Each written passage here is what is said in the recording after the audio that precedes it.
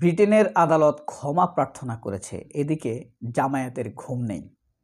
তবুও এটি একটি সুসংবাদ, ঐতিহাসিক সুসংবাদ, দারুণ সুসংবাদ, এটার কোনো সন্দেহ নেই।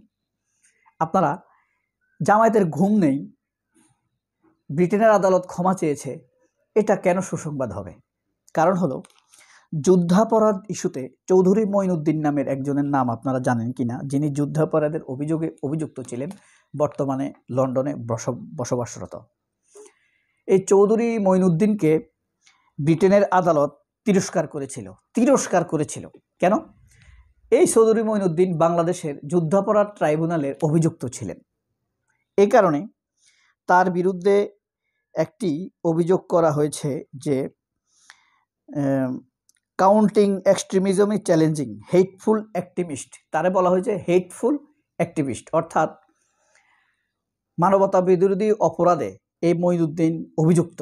তিনি মানবতা বিরোধের অপরাধে অভিযুক্ত এবং তাকে এই কারণে ব্রিটেনের আদালত হেটফুল পার্সন হিসাবে, টেরোরিজম যুক্ত থাকার এবং টেরোরিজমে উৎসাহ দেওয়া ব্যক্তি হিসাবে তাকে অভিযুক্ত করে ব্রিটেনের আদালত তাকে তিরস্কার করেছিল। এতে চৌধুরী মঈনুদ্দিন ভেবেছেন তার মান সম্মান হানি হয়েছে। এই কারণে ব্রিটেনের বিরুদ্ধে তিনি আবার আপিল করেন, আদালতের বিরুদ্ধে আপিল করেছেন ব্রিটেন সরকারের বিরুদ্ধে। তখন আপিলের রায় দিয়েছে। আমি আপনাদেরকে কিছুটা অংশ পড়ে শোনাতে পারি। ব্রিটেনের সুপ্রিম কোর্টের প্রধান বিচারপতি 20 জুন সুপ্রিম কোর্টের প্রেসিডেন্ট অর্থাৎ প্রধান বিচারপতি লর্ড রিড আদালতের পক্ষে ঐতিহাসিক রায় দেন।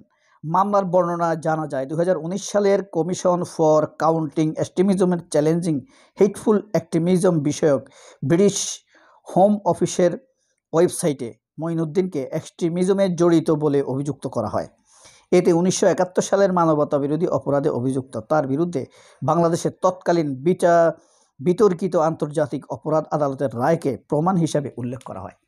অর্থাৎ বাংলাদেশের যে মানবতা বিরোধী অপরাধ আদালত হয়েছে, আন্তর্জাতিক অপরাধ ট্রাইব্যুনাল হয়েছে, এটা তো এমনিতেই বিতর্কিত। শহীদ সালাউদ্দিন কাদের চৌধুরীর মতো, যিনি দেশেই ছিলেন না, তাকে ফাঁসি দেওয়া হয়েছে। শহীদ মীর কাসেম আলী, তার বয়স ছিল স্বাধীনতার সময় 18 নাকি 19 বছর, ইন্টারমিডিয়েটে পড়ে, তাকে ফাঁসি দেওয়া হয়েছে। কাদের মোল্লার বয়স ছিল 17 বছর, তাকে ফাঁসি দেওয়া 17 কি 18, তাকে ফাঁসি দেওয়া হয়েছে। আপনি 17-18 বছর, আপনাকে কল্পনা করেন তো আপনি কি অপরাধ করতে পারেন যদি কিশোর গ্যাংয়ের সদস্য না হন। তো এই আদালত, তিনি বলেছেন এই আদালতে প্রশ্নবিদ্ধ, এই মর্মে তিনি আদালতের বিরুদ্ধে রিট করেছেন। তখন এই এতদিন পরে এসে গতকাল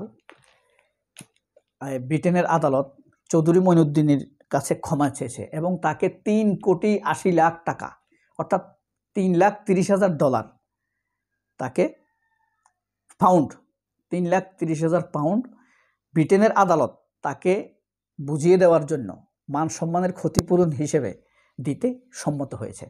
তিনি আবার আপিল করতে পারবেন আরও বেশি টাকার জন্য। ব্রিটেনের আদালত নিজ থেকে ঘোষণা করেছে, সরকার নিজ থেকে ঘোষণা করেছে তাকে 330 মিলিয়ন পাউন্ড, 33 মিলিয়ন পাউন্ড তাকে বুঝিয়ে দেওয়ার জন্য, 33 মিলিয়ন পাউন্ড টাকা, 3,80,00,000 টাকা।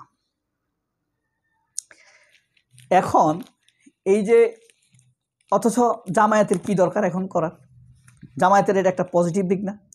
এত গুরুত্বপূর্ণ একটি খবর বাংলাদেশের কোনো পত্রিকায় কিন্তু কোনো নিউজ নেই। তারা আছে কই নিয়ে? ওই যে আবুল বাউল নিয়ে, আবুল সরকার, মানে আবুল বাউল, যে আসলে বাউল না, সে মহান আমার রব দয়ালু আমাকে যে বাঁচিয়ে রেখেছেন তাকে তুচ্ছতাচ্ছিল্য করেছে, অপমান করেছে, বিশ্রী ভাষায় গালমন্দ করেছে। আমরা যখন খালেদ মহিউদ্দিনকে গালি দেই, আমরা যখন কাজী জেসিনকে গালি দেই, আমরা যখন নিকোলকে গালি দেই, তখন এটা নিয়ে টকশো হয়।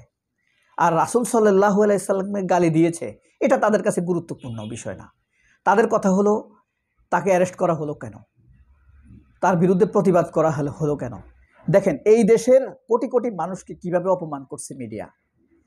এইসব সাংবাদিকরে যেখানে দেখবেন দূর থেকে একটা জুতা মেরে দিবেন, ঠিক আছে?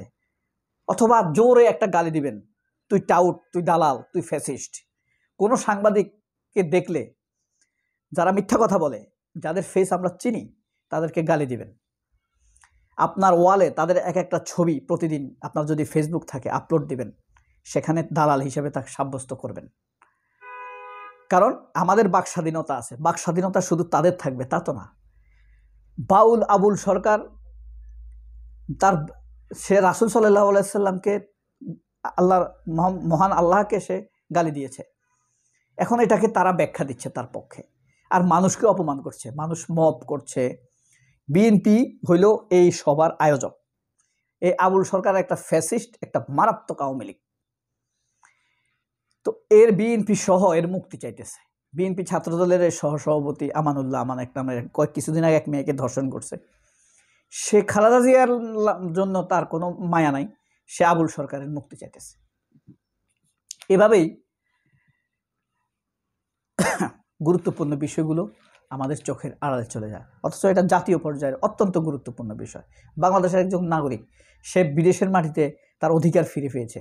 আন্তর্জাতিকভাবে ব্রিটেনের আদালত বলেছে চৌধুরী মঈনুদ্দিনের বিরুদ্ধে যে অভিযোগ শেখ হাসিনার বা আওয়ামী লীগ সরকারের, ফ্যাসিস্ট সরকারের, সেটা ভুয়া ছিল।